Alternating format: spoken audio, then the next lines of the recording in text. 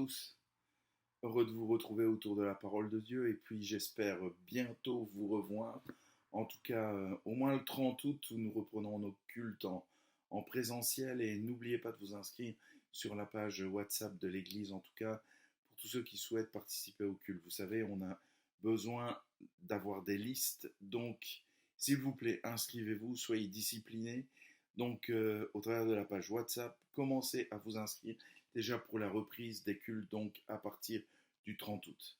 Ce soir, j'aimerais partager avec vous quelques pensées pour cette reprise qui est importante à partir d'un texte dans le premier livre des rois, au chapitre 7 et à partir du verset 13. Voilà ce que la Bible nous dit. Le roi Salomon fit venir de Tyr un certain Hiram. C'était le fils d'une veuve, membre de la tribu de Nephtali et d'un père tyrien, et il travaillait le bronze. Hiram était rempli de sagesse, d'intelligence et de savoir-faire pour fabriquer toutes sortes d'objets en bronze. Il arriva auprès du roi Salomon et il réalisa tous ses travaux. Il fit les 2 colonnes de bronze. La première faisait 9 mètres de haut et on pouvait mesurer la circonférence de la seconde avec un fil de 6 mètres.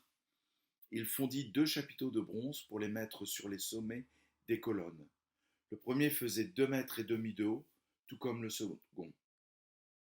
Il fit des treillis en forme de réseau, des festons façonnés en chaînettes, pour les chapiteaux qui étaient sur le sommet des colonnes.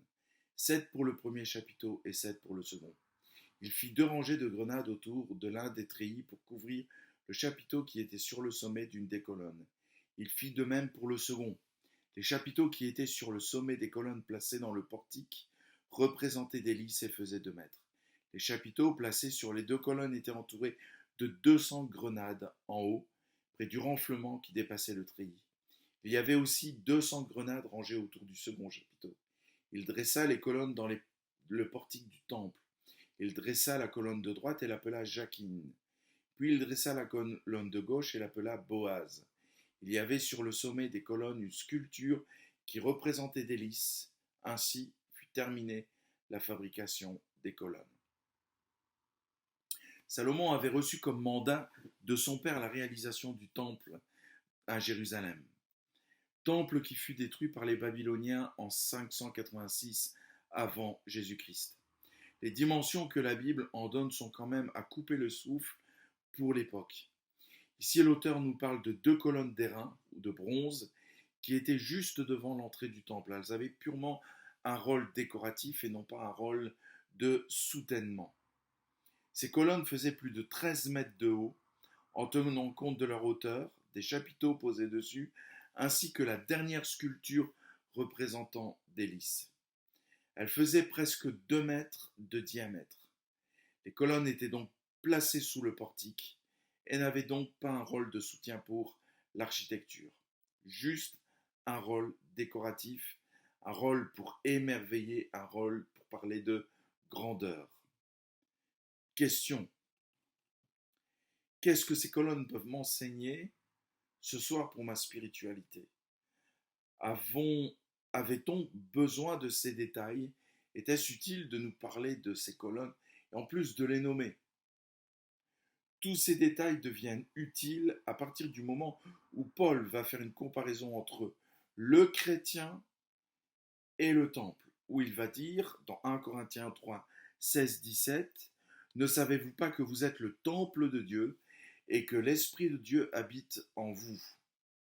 Si quelqu'un détruit le temple de Dieu, Dieu le détruira, car le temple de Dieu est saint et c'est ce que vous êtes. » Paul affirme clairement que maintenant, chaque disciple de Jésus est le temple de Dieu, du Saint-Esprit. Dieu n'habite pas dans des briques, Dieu n'habite pas dans des demeures. Nos temples sont des lieux pour nous réunir. L'importance de la réunion pour la communion fraternelle.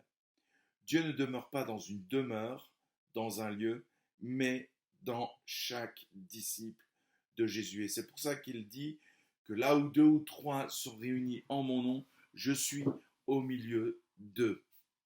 Ce ne sont plus les lieux qui sont sacrés, qui sont consacrés, mais chaque disciple de Jésus. Alors ce texte peut nous parler pour notre spiritualité. Également ces 2 colonnes, car ces 2 colonnes font partie du temple. Donc elles prennent un sens pour nous ce soir. J'étais interpellé par un détail parce que la Bible, en tout cas l'auteur de celui qui va les réaliser, va les nommer. Donc Hiram va donner un nom à chaque colonne. La colonne de droite, il l'appelle Jakin, et la colonne de gauche, il l'appelle Boaz. Ce qui veut dire, en hébreu, Jakin, il affermit, et Boaz, la force est en lui. Ces deux colonnes étaient placées sous le portique, à l'entrée, juste à l'entrée. On n'est pas encore entré dans le temple, elles sont à l'entrée du temple. Comme une première étape à franchir, une première partie, comme quelque chose d'essentiel, avant d'aller plus loin dans notre marche avec Dieu. Jakin, il affermit. La première leçon à retirer de ce texte, c'est que Dieu affermit, il renferme. Je trouve de plus en plus les personnes tellement fragiles, tellement susceptibles d'oublier leur engagement, tellement susceptibles de se dégonfler comme un ballon de baudruche, tellement manquant de fermeté, de solidité. La fermeté n'a rien à voir avec la dureté. C'est une qualité qui est appelée à se développer chez chacun de nous. La Bible dit à celui qui est ferme dans ses sentiments, je lui assure la paix. La fermeté exprime la solidité de la foi. Elle exprime la conviction, les vraies convictions et la continuité dans le temps. Dieu fait un travail en nous. Il collabore avec nous et pas sans nous. Il agit au plus profond de nous par son esprit. Il ne nous laisse pas seuls. Il affermit, il nous rend fermes. Quand je développe une intimité avec lui, basée sur la lecture de la parole de Dieu, sur une relation avec lui dans la prière, dans la louange, dans l'adoration, dans ma relation avec les autres frères et sœurs en Christ, avec les disciples de Jésus, il m'affermit, il me rend ferme. Il utilise tous les moyens pour me rendre ferme. Des personnes peuvent être extrêmement faibles physiquement, mais fermes spirituellement, car elles sont affermies par Dieu. Dieu a un projet, une vision pour chaque croyant que Paul exprime dans Philippiens chapitre 1 verset 6. Et voilà ce que Paul dit: je suis persuadé que celui qui a commencé en vous cette bonne œuvre la poursuivra jusqu'à son terme, jusqu'au jour de Jésus-Christ. Dans quel domaine Dieu veut-il nous affermir? Dans 1 Thessaloniciens 3,16, Paul écrira qu'il affermisse ainsi votre cœur, pour qu'il soit irréprochable dans la sainteté devant Dieu notre Père, lors du retour de notre Seigneur Jésus avec tous ses saints. Le cœur, siège de l'intelligence et de la volonté. On touche à des choses lorsque l'on parle du cœur, l'intelligence et la volonté. On touche aux décisions, aux choix de vie, à nos orientations, qu'elles soient professionnelles, affectives, culturelles ou spirituelles. Le disciple de Jésus est affermi par Dieu tout au long de sa vie, car il y a un but. Dieu a un but pour nous, c'est nous rendre irréprochables pour le jour de son retour ou le jour de notre rencontre, si nous venons à mourir avant son retour. Par toi-même, tu ne seras jamais irréprochable. Tu auras beau faire tous les efforts que tu veux, tôt ou tard, tu décevras quelqu'un ou tu décevras Dieu. Nous ne serons jamais par nos propres efforts irréprochables. Mes amis, pour cela, on a besoin de Dieu, que son esprit agisse dans nos cœurs, travaille notre personnalité, notre caractère, notre conscience. Que notre conscience soit de plus en plus aiguisée, sensible au bien et au mal. Et pour que nous soyons irréprochables, Dieu va nous affermir. Dieu doit nous rendre fermes dans notre marche. Voilà, ça c'est la première réalité. Où en es-tu dans cet aspect fermeté de ta foi? Est-ce qu'à la moindre épreuve, tout ton univers s'écroule. Parce qu'à la moindre difficulté, tout s'écroule. Ou alors, lorsque l'épreuve vient, tu restes ferme, tu restes debout comme le sage qui a construit sa maison sur le rocher et où tu es clairement enraciné dans Jésus-Christ qui est le rocher. La deuxième colonne, Hiram va l'appeler Boaz, qui signifie la force est en lui. La deuxième colonne m'interpelle sur une problématique importante. En qui ou en quoi je place ma confiance? Qu'est-ce que je reconnais comme étant ma force? Salomon très tôt a désobéi à Dieu. Lorsqu'il s'est fait construire des écuries en cumulant les chevaux, j'ai eu l'occasion d'aller visiter à Megiddo les écuries de Salomon, les chars et les cavaliers. Il va placer sa confiance dans cela. Sa force n'est plus Dieu, mais son armée. Son armée va devenir sa force et sa sécurité. La force doit être en Dieu. La force aujourd'hui, c'est l'argent. Le pouvoir est entre les mains des grands actionnaires qui font la pluie et le bon temps. Le Dieu de ce monde, Mammon, nous influence et nous amène à placer notre confiance à un autre endroit, c'est-à-dire l'argent.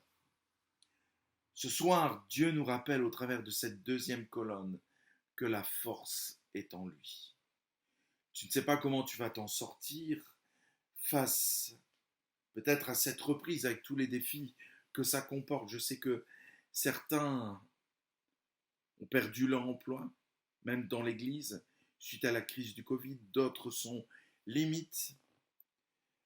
Où vas-tu placer ta confiance?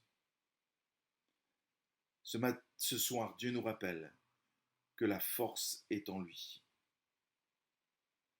Tu ne sais comment faire face peut-être à une situation familiale, de santé, avec un enfant, avec ton passé, avec une situation financière.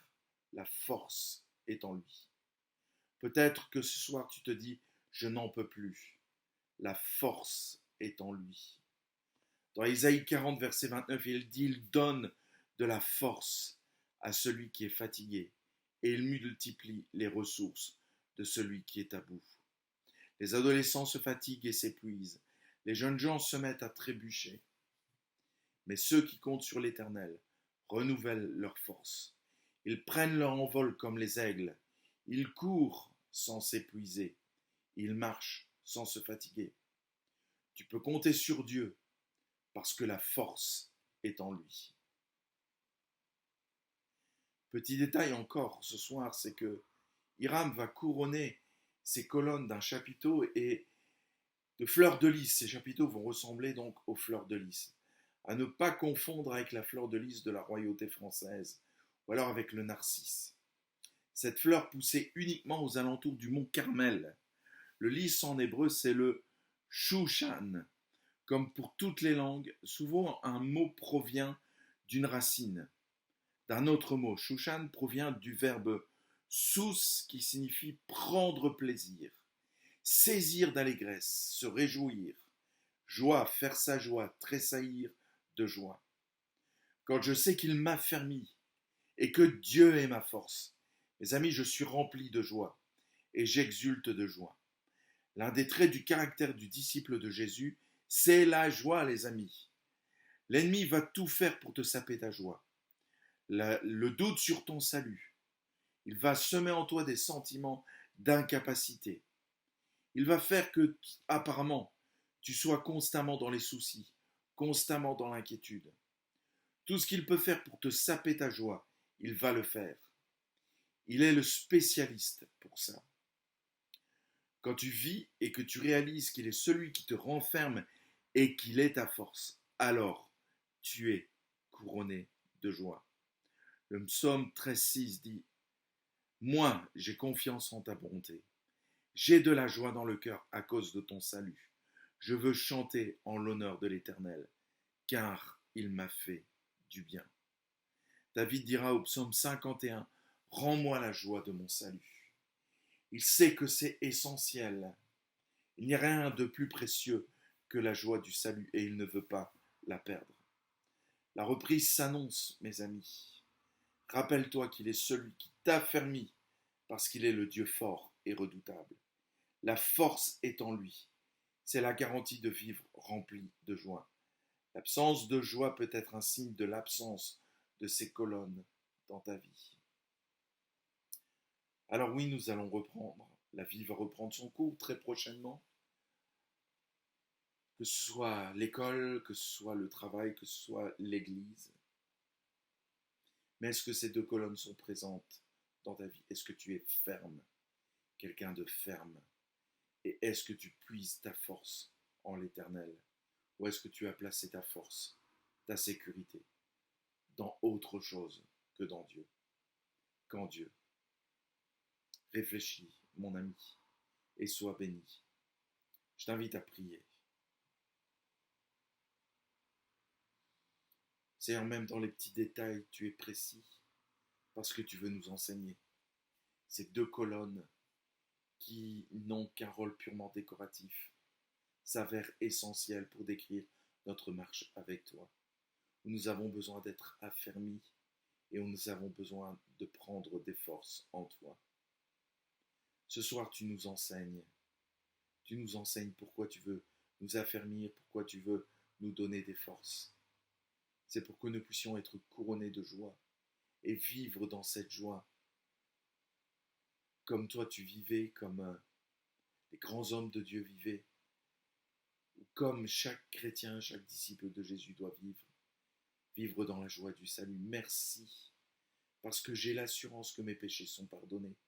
Merci parce que j'ai l'assurance que tu renouvelles mes forces pour la marche au quotidien. Merci parce que tu es présent et parce que je peux compter sur toi. Oui, tu renouvelles mes forces. Et quel privilège de savoir que tu renouvelles nos forces. Tu renouvelles les forces des uns et des autres. Et tu nous aides à ne pas nous tromper d'assurance, de solidité, à nous tromper de colonnes. Parce qu'il y a des colonnes qui s'écroulent. Mais tes deux colonnes, elles ne s'écroulent pas. Elles restent là, solides, fermes, inébranlables. Alors tu nous renouvelles ce soir pour cette rentrée, face au Covid, face aux crises, face à tout ce monde d'incertitude. Tu nous affermis et tu nous renfermes. Merci mon Dieu. Amen. Amen. Alors je vous rappelle, n'oubliez surtout pas de vous inscrire pour la réunion du vendredi ou pour la reprise des cultes, en tout cas pour le vendredi 30. Nous insistons là-dessus afin d'organiser la salle et de tenir les listes à jour en cas de manifestation du Covid, tout en vous rappelant qu'au bout de 15 jours, ces listes sont détruites comme le gouvernement nous le demande. Alors, soyez bénis, je me réjouis de vous revoir en forme. Prenez du temps avec Dieu, préparez-vous pour cette reprise. Sondez vos cœurs, vos reins, laissez l'Esprit de Dieu le faire, afin que la reprise soit efficace. Bonne fin de journée à chacun et soyez bénis.